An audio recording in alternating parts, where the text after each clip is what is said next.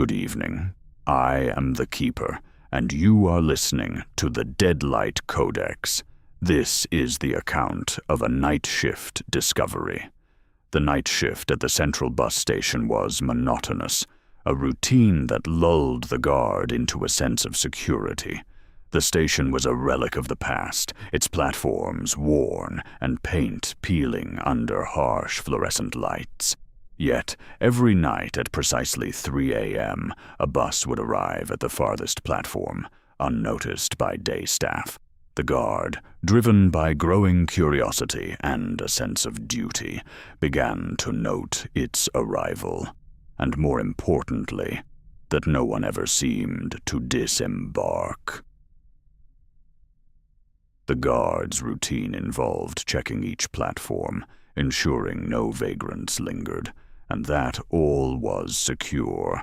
Yet, as 3 a.m. approached, a chill crept into the air, as if the temperature dropped a few degrees.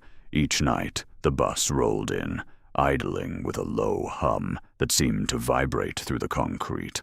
The windows were tinted, obscuring whatever lay within, creating a barrier to the truth. The guard's flashlight beam revealed nothing unusual, just the bus, silent and still. The driver remained unseen, the doors never opened, and once the clock struck 3:10, it would roll away, leaving no trace of its presence. One night, as the bus departed, the guard noticed something odd, a faint, shadowy movement from within. It was enough to unsettle him, yet not enough to confirm his suspicions.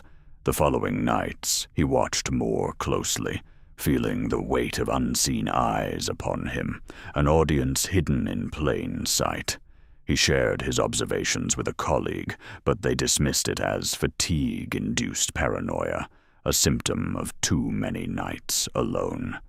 Still, the guard couldn't shake the feeling that something was amiss, a disquiet that settled in his bones. His unease grew with each passing night, as did his resolve to uncover the truth. Determined to solve the mystery, the guard prepared for his own investigation. He arrived at work with a small camera, planning to capture any anomalies that might explain the strange events. That night, as the bus appeared, he discreetly recorded its arrival, heart pounding with anticipation.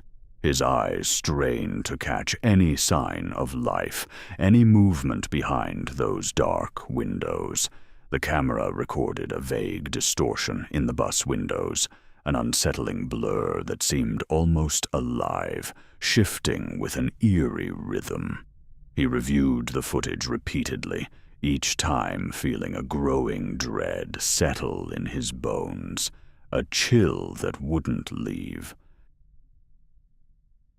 The following night, the guard decided to get closer.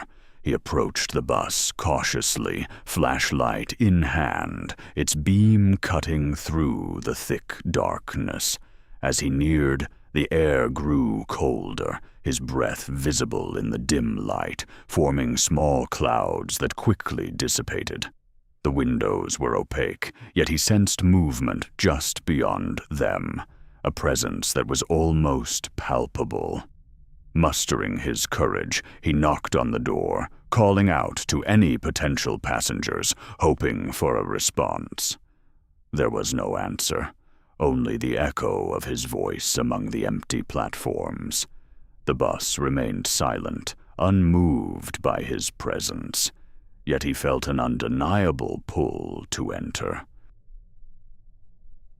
Compelled by a mix of fear and curiosity, the guard attempted to force the door open. As his fingers gripped the handle, a shock ran through him, a static charge, like a warning from the bus itself. He recoiled, heart racing, the sensation leaving his hand numb. The bus seemed to hum in response, a low vibration that resonated through the platform and into his very bones.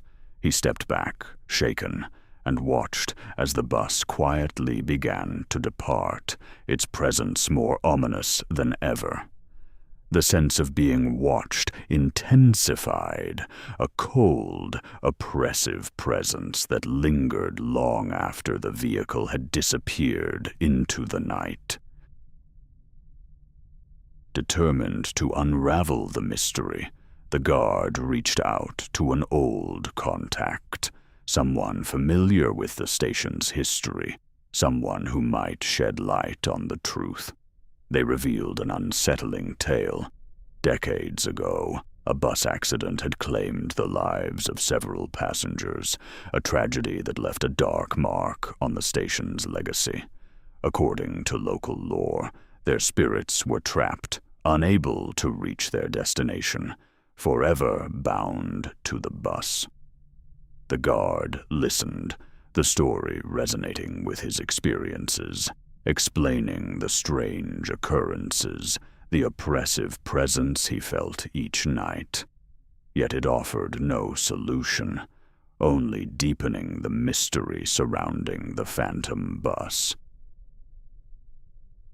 Armed with this new knowledge, the guard returned to his post, feeling a mix of dread and responsibility. He resolved to help the trapped souls find peace, though unsure how. He considered various methods, rituals, prayers, even contacting a medium, each idea feeling inadequate against the weight of the task. As 3 a.m. approached, he stood at the platform, heart heavy with uncertainty, the air charged with anticipation. The bus arrived, its presence now familiar, yet still deeply unsettling. He watched, hoping for a sign, a way to help, a path to resolution. As the bus idled, the guard noticed something different, a soft glow emanating from within, a gentle light that seemed to pulse with a life of its own, a beacon in the dark. It was as if the spirits within were reaching out, seeking release, a silent plea for help. The guard approached, feeling an inexplicable connection, a bond formed through shared awareness of their plight. He whispered words of comfort, offering peace to those trapped, hoping his words could reach them. The light flickered, a subtle acknowledgement of his efforts, a sign of hope. The bus departed once more, but this time the air felt lighter, less oppressive, a shift that brought him solace. In the nights that followed, the guard continued his vigil, offering comfort and peace in his quiet way. Each time, the bus seemed less threatening, the oppressive presence diminishing, replaced by a sense of calm. He felt a shift, a gradual release of tension, as if the spirits were finally finding rest, their burden easing. Though the bus continued to arrive at 3 a.m., it no longer filled him with dread, instead becoming a symbol of quiet resolve and understanding. The guard's nightly watch became a ritual of solace, a beacon in the dark night, a reminder of the power of empathy and connection. That's where the account ends, whether by choice or otherwise. The guard never missed a night, ensuring the spirits felt acknowledged, not forgotten, his presence a constant comfort.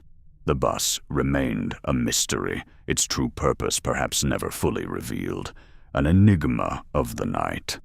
Yet the guard found peace in his nightly vigil, knowing he was part of something greater, a guardian of the unseen. The station returned to its routine, the phantom bus a secret shared by few. For those who knew, it was a reminder of the thin veil between our world and the unknown, a bridge to the mysteries that linger in the dark.